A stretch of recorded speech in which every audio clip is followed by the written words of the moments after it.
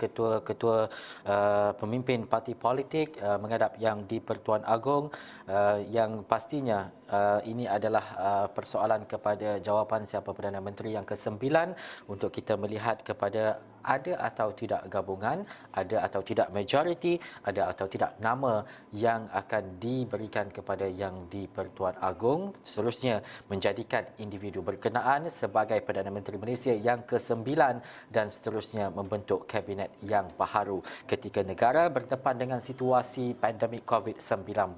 Antara faktor penting yang berlaku ketika ini adalah bagaimana kelestarian ekonomi itu dapat dilaksanakan dengan sebaiknya, terutamanya ketika banyak peranan dan juga perkara-perkara yang telah pun diperkenalkan oleh kerajaan sebelum ini berkaitan dengan bantuan, faktor pemulihan ekonomi dan sebagainya, terutamanya pakej-pakej rangsangan. Dan adakah dengan krisis dan juga situasi politik semasa ini memberi kesan yang besar terhadap jajaran dan bagaimana untuk pastikan ekonomi rakyat terjaga. Terima kasih kepada Chris Daniel Wong, Presiden Dewan Perniagaan Digital Malaysia, bersama-sama saya ketika ini. Chris, pertama sekali kita melihat kepada ekonomi ini bila kita bercakap hari demi hari ketika negara berdepan dengan pandemik COVID-19.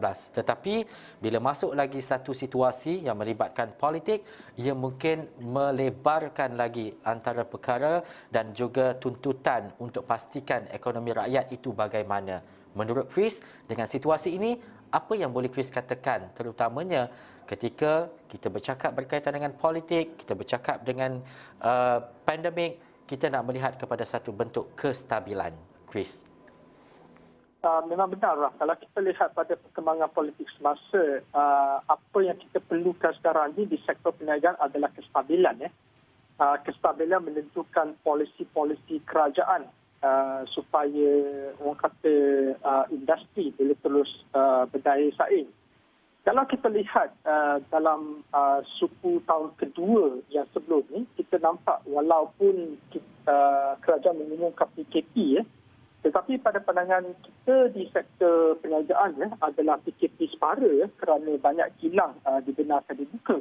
Jadi ia seterusnya sama sekali orang kata telah memanfaatkan industri di mana kita lihat pertumbuhan KDNK sebanyak 16.1%.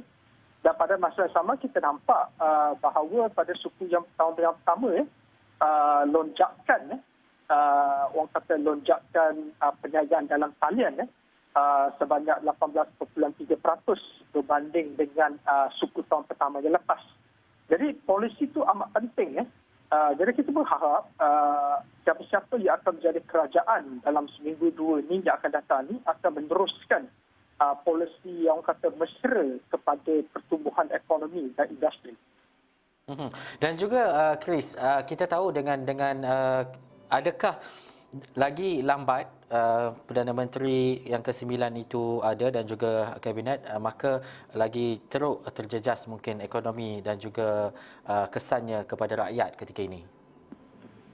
Memang benar. Kerana sikap pelabur dalam negeri dan juga pelabur asing, mereka akan mengambil sikap menunggu.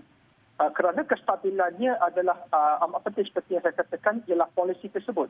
Jadi sebelum sesebuah syarikat ataupun para pelabur melabur ke dalam industri tersebut, mereka menunggu apakah polisi seterusnya. Adakah polisi lama akan diteruskan ataupun polisi baru yang lebih memanfaatkan mereka akan diberikan. Jadi kita tak tahu. Sekarang kita berada di situasi yang orang kata ambang samar-samar. Jadi kita masih menunggulah orang kata sehingga pelantikan Perdana Menteri yang baru. Dan juga Chris, kita nak melihat kepada seperti yang saya nyatakan sebelum ni, kita ada rangsangan, kita ada mungkin 9 plan rangsangan bernilai 530 bilion ringgit dan juga 81 bilion ringgit dalam suntikan langsung. Tapi dengan situasi ini, kita tak tahu lagi bagaimana parlimen selepas ini, bagaimana kabinet dan sebagainya, dan adakah ini bagaimana pelan dan juga polisi yang dilakukan ini, bagaimana untuk pastikan kelangsungannya dapat dijayakan waktu ini?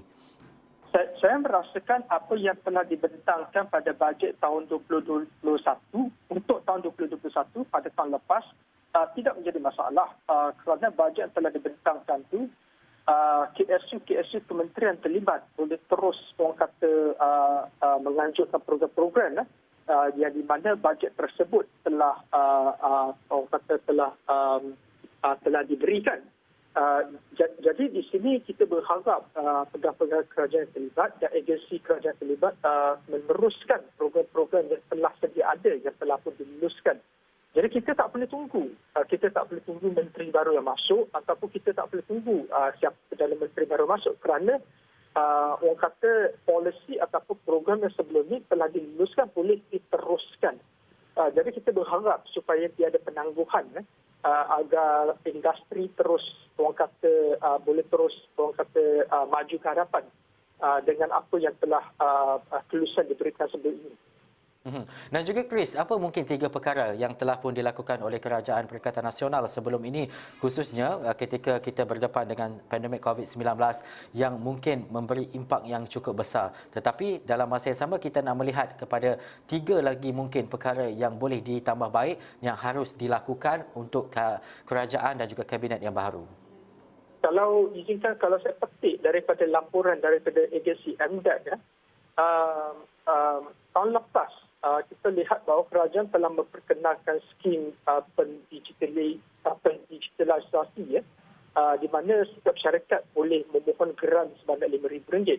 Jadi saya nampak memang ada orang kata penambahbaikan apabila program geran tersebut diperkenalkan.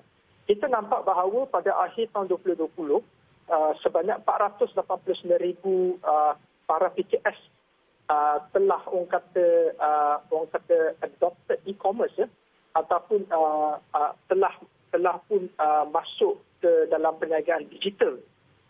Sementara waktu itu 378,000 SME pula ataupun PKS telah pun dilatih untuk menggunakan platform e-commerce. Jadi kita nampak ada peningkatan ketara di sini. PKS yang berdaftar di Malaysia rata-ratanya ialah pada sekitar 980,000 buah syarikat.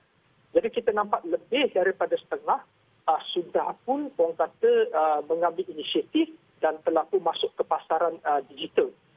Sementara 378,000 pula telah dilatih.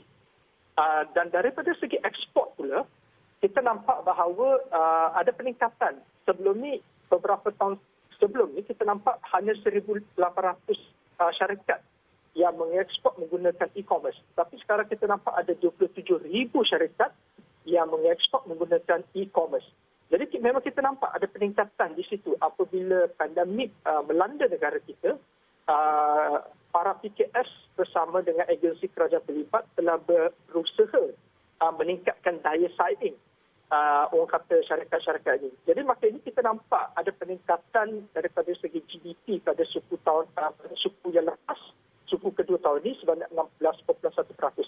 Jadi kita berharap, harapannya satu saja. Kita berharap siapa-siapa yang masuk ke kerajaan kelak akan meneruskan program ini kerana program ini nyata nampak berjaya. Dan juga akhir sekali Chris, untuk kita faham dan juga kita nak melihat kepada apa mungkin antara faktor dan juga perkara penting yang harus dilakukan oleh Perdana Menteri yang ke-9 dan juga kerajaan selepas ini, terutamanya dalam memacu keadaan dan juga ekonomi yang lebih baik, stabil dan seterusnya ia merencanakan sebuah negara yang bebas COVID-19. Yang ada 2 perkara. Yang pertama sekali kita kena orang kata melihat kepada program-program ataupun langkah-langkah yang boleh menurunkan kes kita yang semakin hari di antara 19,000 hingga 21,000. Jadi perkara ini kita kena harus tekankan dulu. Dan selepas kita dah tekankan perkara ini, kita menurunkan kes dan secara langsungnya kita boleh mengembalikan keyakinan para pelabur asing. Kita sedia maklum bahawa negara kita adalah negara orang kata negara ekspor.